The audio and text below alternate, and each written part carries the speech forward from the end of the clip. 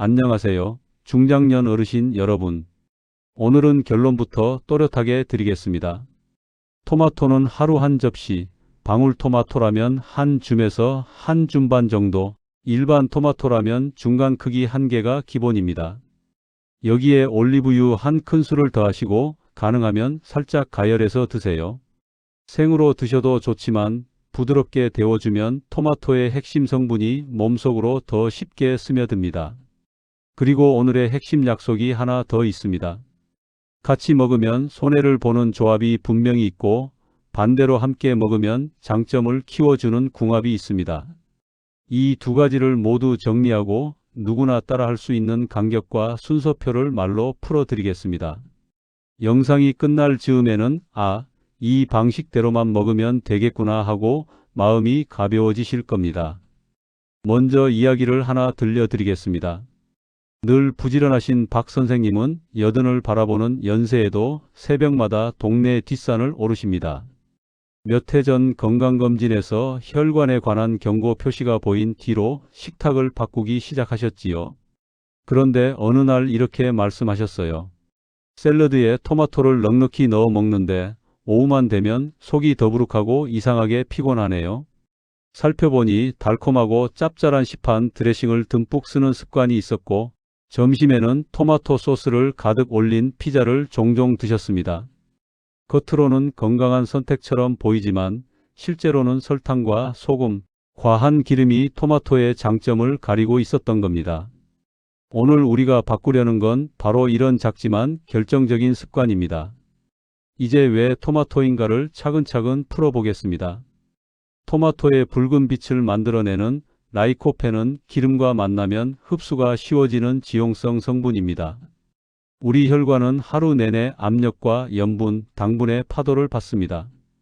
그 과정에서 생기는 산화 스트레스와 염증 신호가 혈관벽을 조금씩 닳게 만들고 상처 난 자리에 기름때 같은 찌꺼기가 들러붙기 쉽습니다.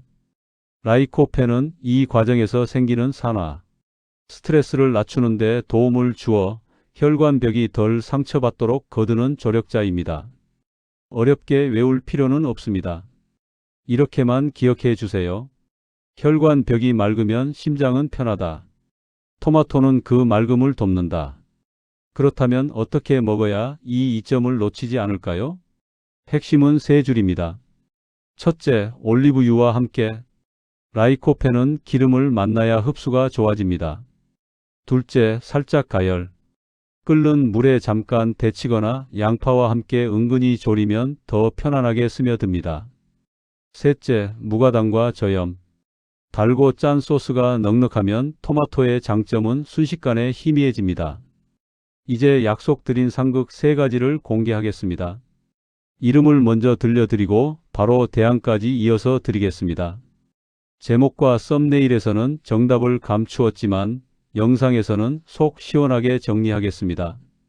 상극 하나, 달콤하고 짭짤한 드레싱 범벅.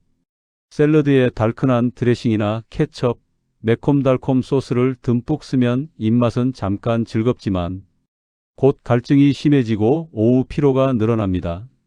혈당이 출렁이고 염분이 쌓이면 토마토의 산뜻한 장점은 설탕과 소금 뒤로 숨어버립니다. 대신 이렇게 바꾸세요. 올리브유 한 큰술에 레몬즙 조금, 후춧가루 톡톡, 소금은 손끝 한 꼬집이면 충분합니다. 향과 산미로 만족을 채우면 토마토 본연의 힘이 또렷해집니다. 드레싱을 꼭 쓰고 싶으시면 간장과 레몬과 물과 올리브유를 같은 비율로 섞어 아주 소량만 사용하세요. 상극 둘, 가공육과 치즈가 과한 한 접시. 토마토 소스가 들어갔다고 해서 피자와 가공육 가득한 파스타가 자동으로 건강해지지는 않습니다. 나트륨과 포화지방이 급격히 늘어나 혈관이 피곤해지고 다음날 얼굴이 붓거나 손이 무거운 느낌을 줄 수 있습니다. 대신 이렇게 바꿉니다.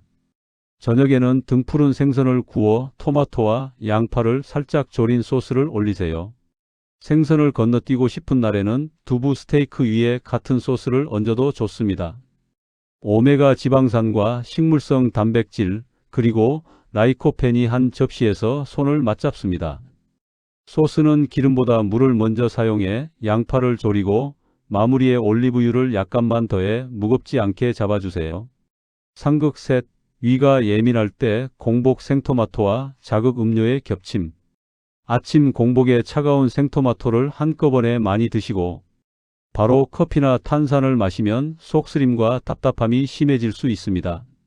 산 자체의 문제가 아니라 타이밍과 자극의 겹침이 문제입니다. 대신 이렇게 시작하세요.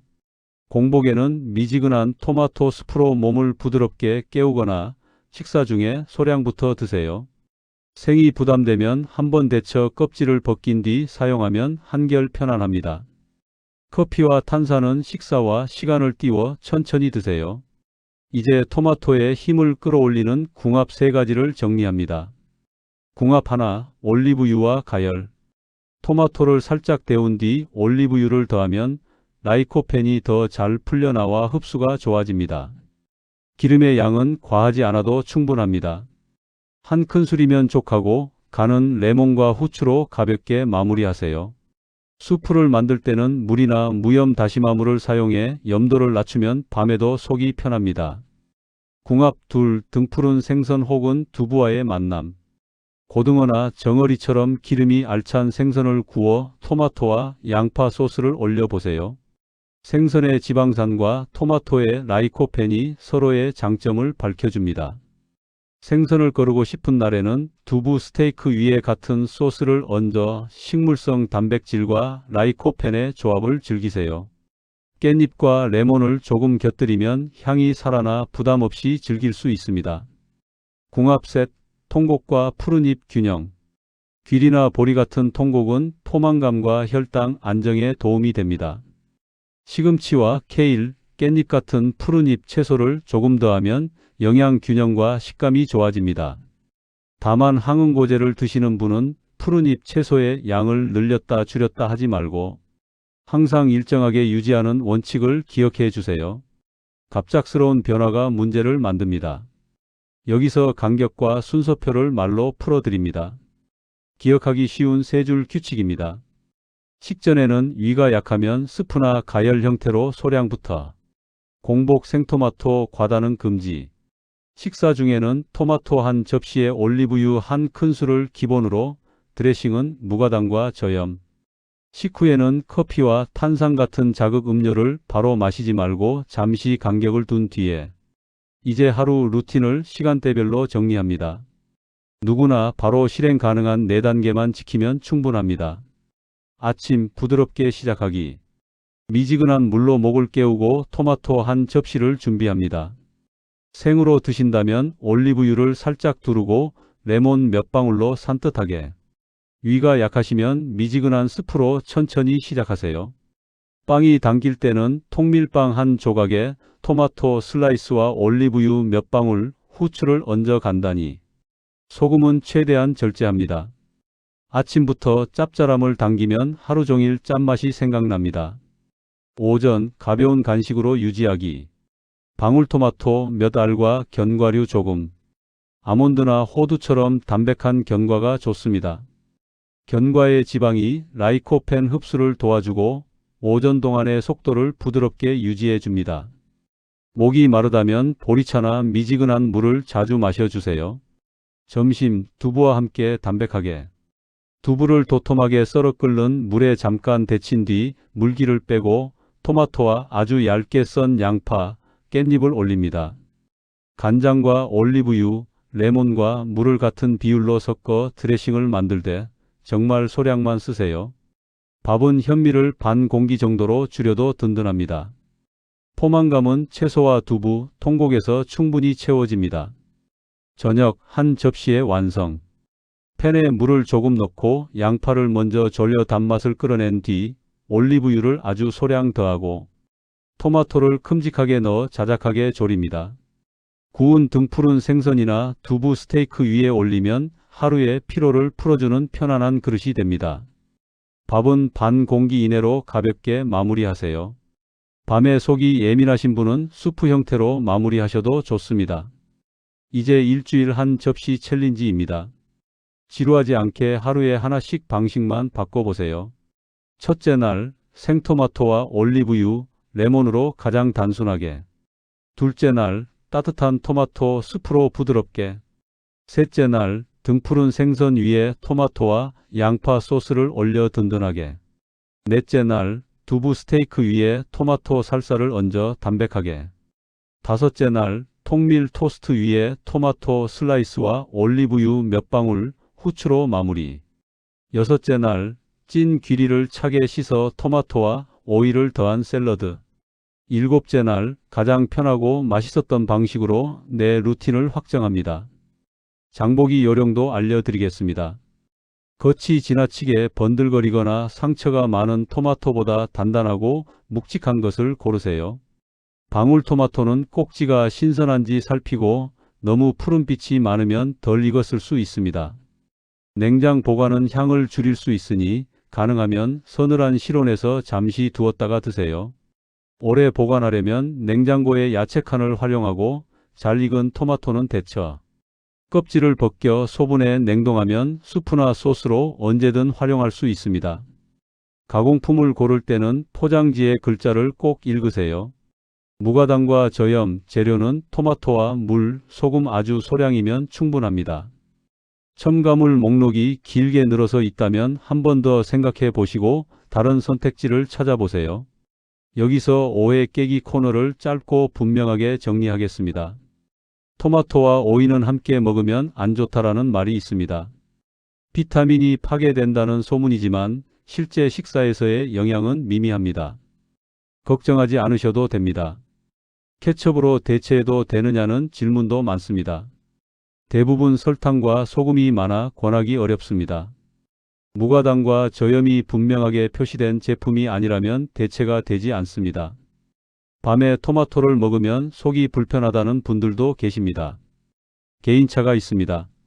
위가 예민하다면 밤에는 생으로 많이 드시기보다 미지근한 스프 형태로 소량을 혹은 저녁 식사 중에 조금씩 드시는 쪽이 편안합니다. 약과의 관계도 함께 짚고 가겠습니다. 일반적으로 토마토는 많은 약과 큰 상호작용이 보고되지는 않았습니다. 다만 항응고제를 드시는 분은 푸른잎 채소 섭취량을 늘렸다 줄였다 하지 말고 항상 일정하게 유지하는 원칙을 지켜주세요. 철분 보충제를 드신다면 커피와 진한 홍차는 시간을 띄워 드시고 토마토처럼 비타민C가 들어있는 식재료는 흡수에 도움을 줄 수 있습니다. 새로운 식습관을 시작할 때는 언제나 주치의와 상의하는 것이 안전합니다. 신장 질환으로 칼륨 제한이 필요한 분은 토마토의 양을 의료진이 정한 한도 안에서 조절하시고 농축 주스나 농축 페이스트의 과량 섭취는 피하세요. 실패하기 쉬운 함정도 미리 알려드리겠습니다. 하나, 건강한 샐러드니까 마음껏 먹어도 된다는 착각. 드레싱이 달고 짜면 건강 샐러드가 아닙니다. 간단한 재료만으로도 충분히 맛있게 만들 수 있다는 믿음을 가져보세요. 둘, 토마토가 들어갔으니 피자와 파스타도 괜찮겠지 하는 마음. 소금과 포화지방이 과하면 토마토의 장점은 희미해집니다. 토마토는 건강을 덮어주는 뚜껑이 아니라 건강을 돋보이게 하는 조연입니다. 셋, 생토마토가 무조건 정답이라는 고집. 위가 예민하다면 생이 정답이 아닙니다. 가열과 올리브유가 오히려 더 편안하고 흡수에도 유리합니다. 상황별 대응법도 준비했습니다. 외식이 잦은 날에는 토마토 소스 요리를 고를 때 소스는 따로 달라고 요청하고 가공육이나 치즈가 과한 메뉴는 피하세요. 샐러드를 주문할 때는 드레싱을 따로 달라고 하고 레몬과 올리브유만으로도 충분하다고 말씀해 보세요. 여행 중이라면 방울토마토와 소용량 올리브유, 작은 레몬 한 개만으로도 아침 루틴을 지킬 수 있습니다. 냉장고가 비었을 때는 토마토 통조림을 활용하세요. 단, 무가당과 저염을 우선으로 고르고 물로 한번 헹군 뒤 사용하면 염도 부담을 줄일 수 있습니다. 몸의 신호 체크도 해 보겠습니다. 밥을 먹고 나서 심장이 두근거리거나 얼굴이 붓는 느낌이 잦아졌다면 최근 식탁에 짠맛과 단맛이 늘어나지 않았는지 돌아보세요. 아침에 손가락이 잘 구부러지지 않거나 오후에 신발이 꽉 끼는 느낌이 든다면 수분 정체와 염분 과다가 겹쳤을 가능성이 있습니다. 이럴 때 토마토 한 접시와 물, 그리고 짠맛 줄이기를 함께 하시면 며칠 안에 가벼움을 체감하는 분들이 많습니다. 물론 개인차가 있으니 몸의 신호를 세심히 들여다보며 속도를 조절해 주세요. 여기서 요리 팁 몇 가지를 더 드립니다. 토마토 껍질이 거슬리시는 분은 십자 모양으로 칼집을 낸 뒤 뜨거운 물에 아주 짧게 담갔다가 껍질을 벗기세요. 식감이 훨씬 부드러워집니다. 수프를 만들 때 우유 대신 물이나 무염 다시마물을 쓰면 밤에도 속이 편안합니다. 샐러드에 올리브유를 사용할 때는 마지막에 살짝 두르듯이 넣어 향을 살리고 소금은 최대한 뒤로 미루세요.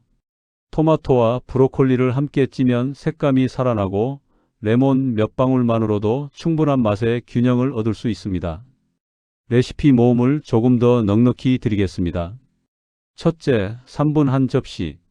토마토를 큼직하게 자르고 올리브유 한 큰술, 레몬즙 조금, 후춧가루로 마무리. 소금은 손끝으로 한 번만. 둘째, 따뜻하고 편안한 토마토 스프. 토마토에 칼집을 내 데친 뒤 껍질을 벗기고 잘게 썬 양파와 물을 넣어 은근히 끓입니다. 마지막에 올리브유를 반 큰술 정도 떨어뜨리고 후춧가루로 마무리. 셋째, 토마토와 브로콜리 찜. 브로콜리를 김이 오르는 물 위에서 짧게 찐 뒤 토마토를 큼직하게 잘라 함께 살짝 데칩니다. 올리브유 몇 방울과 레몬으로 마무리. 넷째, 등푸른 생선 토마토 소스. 팬에 물을 한 숟갈 두고 양파를 먼저 졸인 뒤 올리브유를 약간 더하고 토마토를 넣어 자작하게 졸입니다. 구운 생선 위에 올리면 간단하고 든든한 저녁이 완성됩니다. 다섯째, 두부 스테이크 토마토 살사. 달군 팬에 두부를 노릇하게 구워 소금은 아주 약하게 토마토와 깻잎, 레몬을 섞은 살사를 올려 상큼하게 마무리합니다. 박 선생님 이야기의 뒤편을 들려드리며 동기부여를 더해 보겠습니다. 드레싱을 간단하게 바꾸고 피자 대신 등푸른 생선을 올린 토마토 소스로 저녁을 드시도록 했습니다. 한 달 남짓 지나자 오후 붓기가 줄고 아침에 묵직함이 덜해졌다고 하셨어요. 무엇을 더할까가 아니라 무엇을 덜어내고 무엇을 남길까를 묻자 몸이 먼저 대답을 들려준 것입니다. 식탁은 거창한 결심이 아니라 작은 반복으로 달라집니다. 여기까지의 핵심을 4줄 카드로 다시 묻겠습니다.